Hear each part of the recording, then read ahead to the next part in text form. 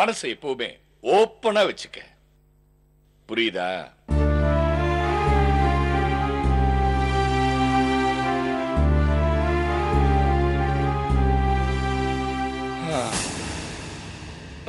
என்னங்க நான் சொல்றேன். பசிக்குது துர்கா, சாப்பிடலாமா? என்னடா பாத்துக்கிட்டு இருக்க? வாடா சாப்பாடு போட. வாங்க வாங்க. உங்க ரெண்டு பேர் பேசினா போதும், பாத்துக்கிட்டு நல்லா சாப்பிடுங்கயா, நல்லா சாப்பிடுங்க. நானே செஞ்சதுயா. துர்கா வா சாப்பிட வா, உட்காரு. அம்மா வாங்கம்மா, நீங்களும் வந்து சாப்பிடுங்க.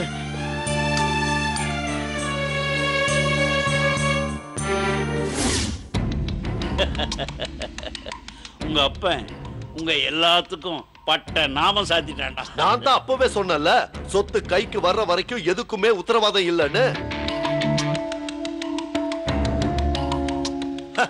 தம்பிகளா, நீங்க உங்க அப்பாவா மட்டும் தான் பாக்குறீங்க. அதனால அவரோட ஒரிஜினல் கலர் உங்களுக்கு தெரியாது. நான் அவரை எதிரியாவே பார்த்து பழக்கப்பட்டவன். சோ அவரோட எல்லா கலரும் எனக்கு நல்லா தெரியும். உங்க அப்பன் கல்லிலேயே நார் உரிக்கிறவன். அவனாவது அவ்வளவு சீக்கிரத்துல சொத்த பங்கு போடுறதாவது. அவ்வளோ பெரிய வீட்டை உங்க சித்திக்கு தாரவாத்து கொடுத்துட்டான்ல. அண்ணே, சொத்து முழுக்க அவர் பேர்ல தானே இருக்கு. வீடு மட்டும் தான் சித்தி பேர்ல எழுதி வச்சிருக்காரு. கேட்டீங்களாண்ணே? வெறும் வீடா. இன்னைக்கு தேதியில 32 கோடி ரூபாய்க்கு போறது.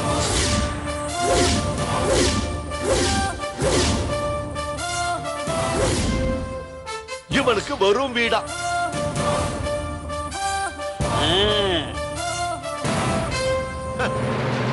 32 கோடியா? வீட்டுக்குள்ளேயே இருந்ததுனால வெளி உலக ரேட்டு உங்களுக்கு தெரியல. தம்பிகளா, அது வெறும் வீடு இல்ல, பெரும் வீடு. என்ன சொன்னீங்க? உங்க அப்பாவோட சொத்து அவர்கிட்ட தான் இருக்குன்னு. அது அவர்கிட்ட தான் இருக்குன்னு உங்களுக்கு நிச்சயமா தெரியுமா? உனக்கு தெரியாதுல்ல? தம்பிகளா, நான் தெரியாம தான் கேக்குறேன்.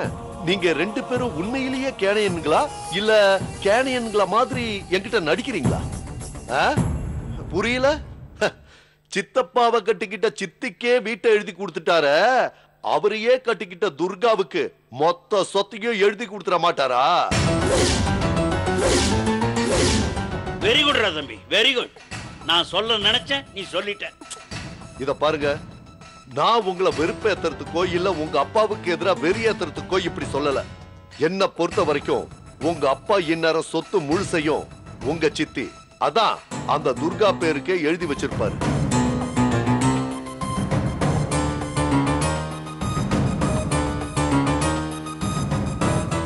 உங்க மேல இருக்கிற கோபத்துல சொத்து எழுதி வச்சாரோ இல்ல துர்கா மேல இருக்கிற மோகத்துல சொத்து எழுதி வச்சாரோ அதெல்லாம் எனக்கு தெரியாது. எது எப்படியோ கஷ்டமும் நஷ்டமும் உங்களுக்கு மட்டும்தான். அண்ணா, கடைசியா பார்த்து பேசும்போது கூட உனக்கு அது உனக்கு இதுன்னு சொத்தை பிரிச்சு வச்சு நம்பிக்கை தானே பேசினாரு. நடிப்புடா. நம்பிட்டீங்களா? எல்லாமே நடிப்புடா. என் தம்பி தான் நெத்தியில் அடிச்ச மாதிரி அன்னைக்கே சொல்லிட்டாரடா. ஏய் போங்கடா, போய் எங்கேயாவது வேலை தேட பாருங்க. என்ன பாக்குறீங்க? உங்க பொண்டாட்டி பிள்ளைங்களுக்கு கஞ்சி ஊத்த வேண்டாமா? வெட்டியே நின்னுகிட்டு இருக்காம போங்கடா. இப்படி மூஞ்சி அப்பாவித்தனமா வச்சுக்கிறதுனால ஒரு மண்ணுக்கும் பிரயோஜனம் இல்லை. நான் சொல்றது உங்க நல்லதுக்கு தான். அண்ணா, என்ன இப்படி சொல்றாரு? வேற வழி? வெறும் கைய வச்சுட்டு என்ன பண்ணுவீங்க?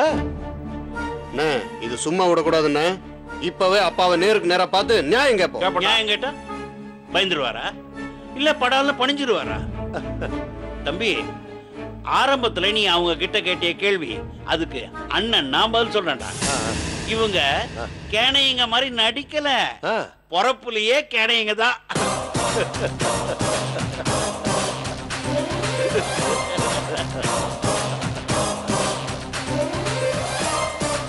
நேத்து வந்த சித்திக்காரிக்கு வீட்டை எழுதி வச்சவன் இவங்க உருட்டல் மிரட்டலுக்கா பயப்பட போறான்?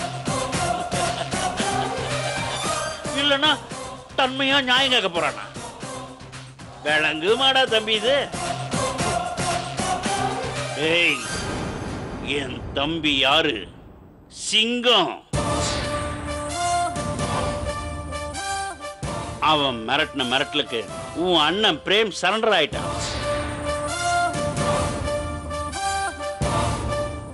அவன் அதட்டின அதட்டலுக்கு நீயும் சரண்டர் ஆயிட்ட. இங்க பாருங்கடா தம்பிங்களா, கோபம் வந்து ஒரு பிரயோஜனம் இல்லை. நான் சொல்றத கேட்டுத்தான் ஆகணும். நீங்க 2 பேரும் முனியனுக்கு பயந்தீங்க. ஆனா உங்க அப்பா முனியனுக்கு பயந்தானா? பயப்படல. பயப்படல. இந்த சிங்கத்துக்கு எதிரா இன்னொரு சிங்கமான அவனா உங்க 2 பேருக்கும் பயப்பட போறான்? அண்ணே, வேற என்னென்ன பண்ண சொல்றீங்க? கோர்ட்டுக்கு போங்க.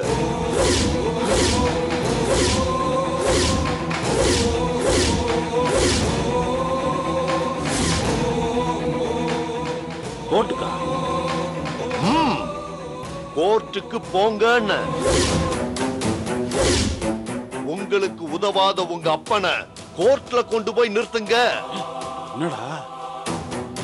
உங்க அப்பாவுக்கும் அந்த சித்திக்கும் கள்ள தொடர்பு இருக்குன்னு ஒரு கதையை கட்டி விடுங்க.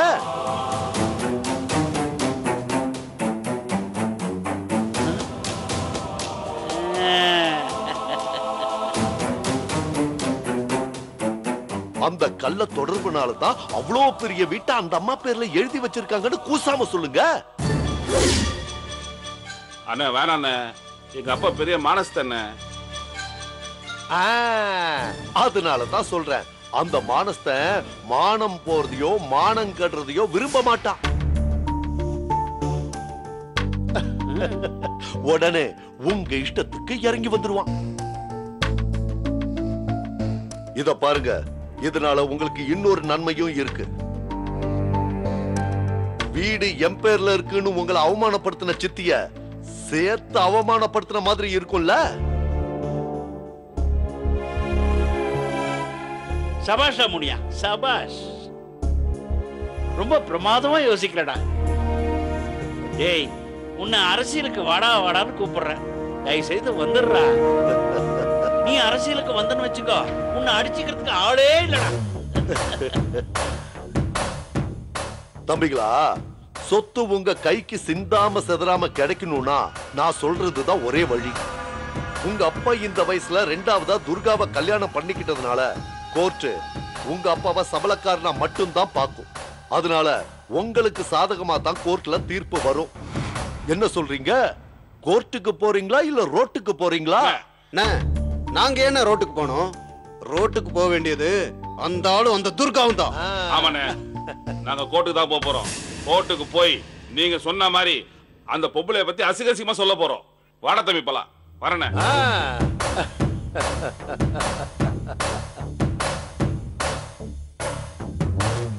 முட்டா பசங்க, முட்டா பசங்க. நாம என்ன சொன்னாலும் அதை அப்படியே நம்பிடுறானுங்க. Very good. நீ சொன்ன மாதிரி கங்காதரனை கோர்ட்டுக்கு கொண்டு வர போற. அண்ணே, என்னோட லட்சியம் கங்காதரனை சாதாரண பிரச்சனைக்காக கோர்ட்ல நிறுத்துறது இல்லன்னு, அவனை ஒரு கொலைகாரனா நிறுத்தணும். பிரேம்குமாரியோ இல்ல வசந்த் குமாரியோ முதல்ல ஒருத்தனை போட்டு தள்ளணும். அந்த பழி கங்காதர மேல விழணும். சபாஷ்.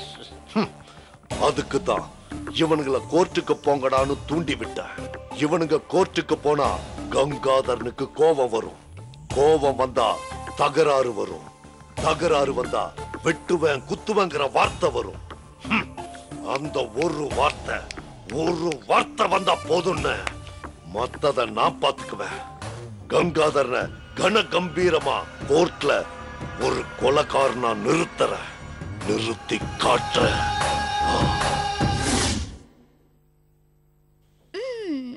அப்படிதான். இந்த பக்கம். அச்சோ.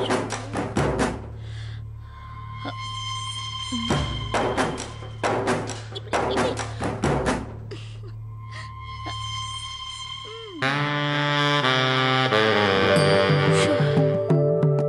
அச்சோ. போகாத, இடிக்கும் இடிக்கும் இடிக்கும்.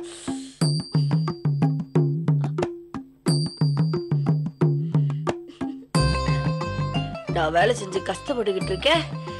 கடங்காரி உக்காந்து விளையாடிக்கிட்டு இருக்கான். ரொம்ப தேவை. நாட்டுல எல்லாரும் நல்லா இருக்காங்க, என்ன தவிர. கேளுங்க பொதுமக்களே, நான் இங்க கஷ்டப்பட்டுக்கிட்டு இருக்கேன், அவங்க சொகுசா உட்காந்து விளையாடிக்கிட்டு இருக்கோம். எல்லாம் நல்லா இருப்பானா? மோசமா போயிருவோம்.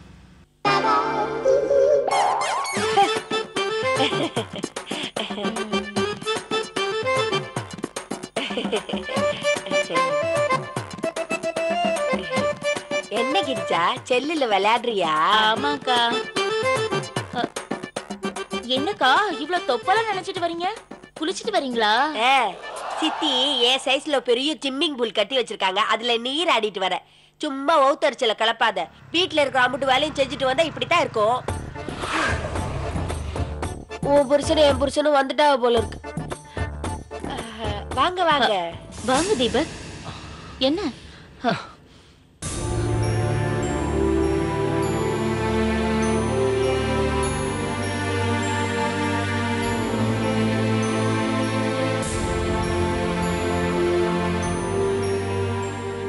மீரா எப்படி இருக்கா தம்பி? அவ நல்லா இருக்க மாட்டா, நீ நல்லாவே இருக்க மாட்டா.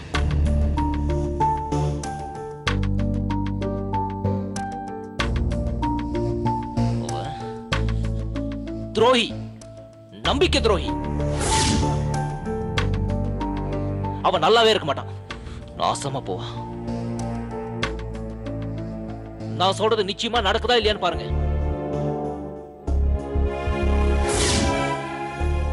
அனி, நான் மீராவை தேவதை மாதிரி, ஒரு தெய்வ மாதிரி தலை மேல தூக்கி வச்சிருந்தேன்.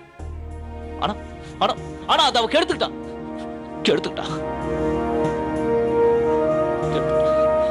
அவ கெடுத்துக்கிட்டா.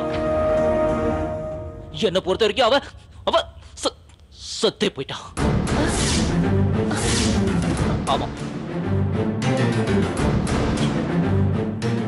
ஆமா நீ ஆமா, அவ சத்து போயிட்டான். ஆமா. வாய மூடுங்க தம்பி. என்னமோ ஏதோ ஒரு அவசரத்துல அவ தன்னால ஒரு முடிவெடுத்து கர்ப்பத்தை கலைக்க போனா. உண்மைதே, தப்புதே, இல்லன்னு சொல்லல. அதுக்காக அவ செத்துட்டான்னு சொல்றதா? அவ ஒன்னும் ஒத்த உசுறு இல்ல, ஒரு உசுரை சுமந்துகிட்டு இருக்கா. இன்னும் கொஞ்ச நாள்ல உங்களை தகப்பனா நிறுத்த போறா. அவளை போய் பணத்தோட சம்பந்தப்படுத்தி பேசலாமா? ஐயோ அண்ணி, நான் விவரம் சொன்னா நான் சொன்ன வார்த்தையை நீங்களே சொல்வீங்க. மீரா அனாதை இல்ல, அவளுக்கு அப்பன்னு ஒருத்தன் இருக்கான்.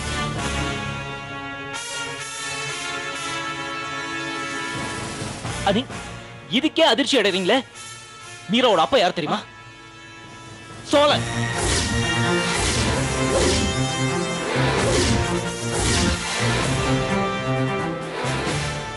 மீராவை கொலை பண்ண வந்த கொலைகார சோழன். இது இது நானா சொல்லல, கற்பனையும் பண்ணல, தானா சோழையே வந்து சொன்ன விஷயம்.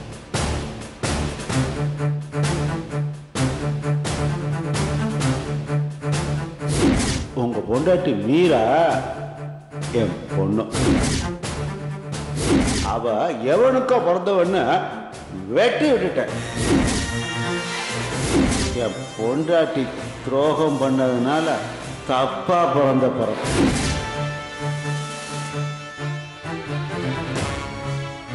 ஆமா, மீரா நல்ல பிறப்பு இல்லையா, அவங்க அம்மா நடத்த கெட்டதுனால பிறந்தவளாம். அந்த சோலை அழுத்தம் திருத்தமா ஆணி அடிச்ச மாதிரி சொல்றான். மீரா நல்லா பிறப்பு இல்லையா, அதனாலதான் அவளை சின்ன வயசுல இருந்து அவர் கொல்ல பார்த்திருக்காரு. இதனாலதான் அவன் கொல்றதுக்கு வீட்டுக்கு வந்தானா? இல்ல நீ, அது தற்செயலா நடந்ததுதான். மீராவை பத்தி சோலைக்கே இப்பதான் தெரியும். என்னடி கிரிஜா, இது ரொம்ப தலை சுத்துற மாதிரில இருக்கு. மீரா பத்தி நம்மள என்னமோ ஏதோ இல்ல நினைச்சோம். அண்ணி, அதிர்ச்சி இன்னும் முடியல, இன்னும் இருக்கு. இன்னும் இருக்கா? ஆமா நீ, துர்கான்ற பேர்ல ஒரு அம்மா எங்க அப்பாவை கல்யாணம் பண்ணிட்டு எங்க வீட்டுக்கு வந்தாங்கல்ல, அவங்க வேற யாரும் இல்ல,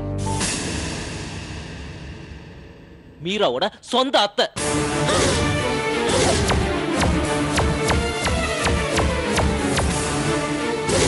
ஆத்தி அக்கா,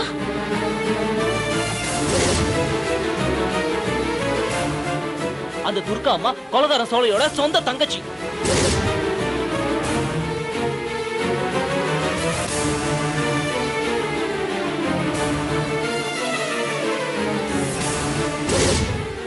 அதையும் அந்த சோழ மீராவை ஏன் எதிரிலே வச்சு சொன்னான்? உங்க அப்பா கல்யாணம் பண்ண துர்கா வேற யாரும் இல்ல, என் தங்கச்சி, இவளோட சொந்த அத்தை. மீராவும் அதை ஒத்துக்கிட்டான். இப்ப சொல்லுங்க நீ, அவ நம்பிக்கை துரோகி நான் சொன்னதும், அவ நாசமா போகணும் நான் சொன்னதும் தப்பா?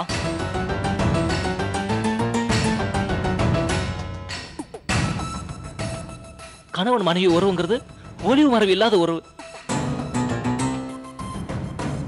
இப்படிப்பட்ட அந்த உறவை அவ கொச்சப்படுத்திருக்கா, கேவலப்படுத்திருக்கா. அந்த மீரா இப்படிப்பட்ட ஒரு பயங்கரமான ரகசியத்தை என் கிட்ட இருந்து மறைச்சிருக்கணும். நாளைக்கு நான் நம்பி தூங்கும் போது என் தலை மேல அவ கள்ள தூக்கி போட மாட்டான்னு என்ன நிச்சயம் இருக்கு?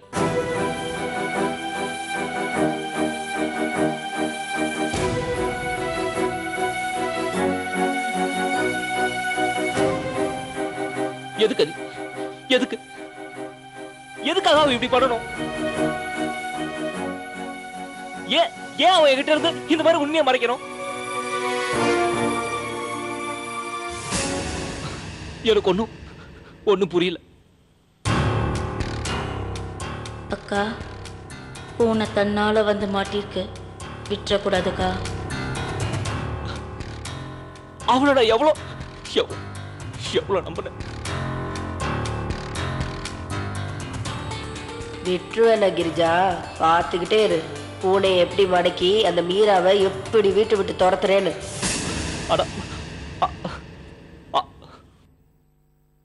அடி, நான் மீரா மேல உயிரா இருந்த. அப்பா அம்மாவுக்கு அப்புறம் அவதான் என் உலகம்னு அவ மேல நம்பிக்கையே வச்சிருந்தேன். எதுக்காக நீ, எதுக்காக அவ அந்த சோலையை பத்தி என்கிட்ட மறைக்கணும்?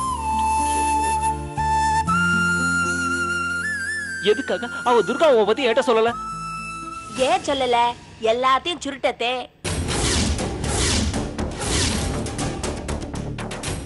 நம்ம சொத்து மொத்தத்தையும் அவங்க 2 பேரும் சொந்தமாக்கத்தே.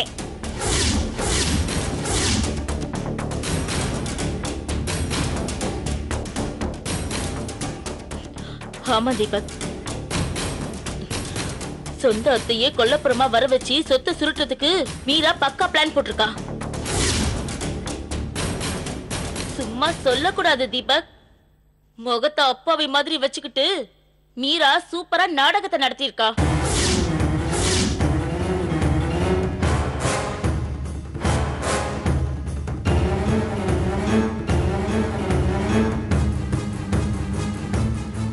குள்ளமா இருக்கவங்க நரி மாதிரி வேலை பார்ப்பாங்கன்னு கேள்விப்பட்டிருக்கேன்.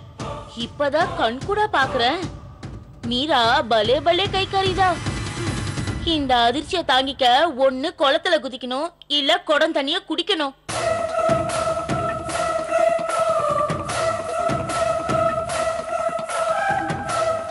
அனி, ஆமா தம்பி, 2-3 குடம் தண்ணி குடிக்கணும்.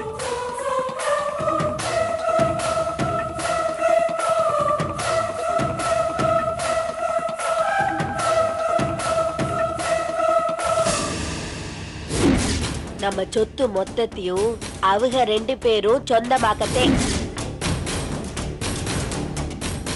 ஆமா தீபக், சொந்த அத்தையே கொல்லப்புறமா வர வச்சு சொத்தை சுருட்டுறதுக்கு மீரா பக்கா பிளான் போட்டிருக்கா. சும்மா சொல்லக்கூடாது தீபக். முகத்தை அப்பாவி மாதிரி வச்சுக்கிட்டு மீரா சூப்பரா நாடகத்தை நடத்தியிருக்கா.